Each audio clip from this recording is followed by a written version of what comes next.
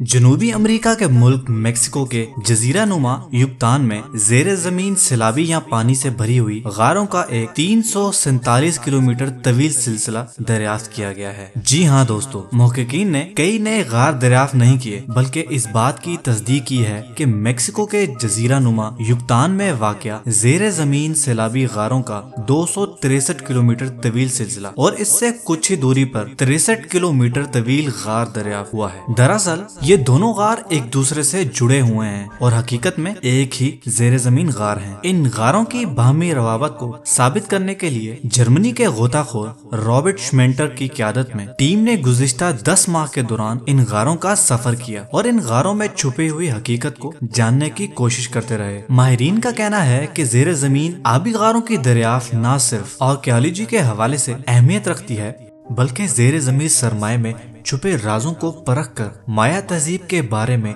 नई मालूमात मंजर आम पर आएंगी।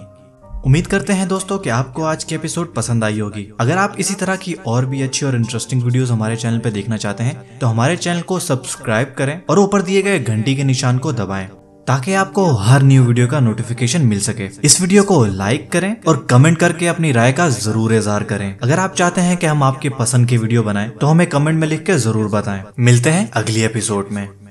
मेरे YouTube चैनल को सब्सक्राइब करें और इस बेल आइकॉन को ऑन करें ताकि आप हमारी नई आने वाली हर वीडियो को फौरन से देख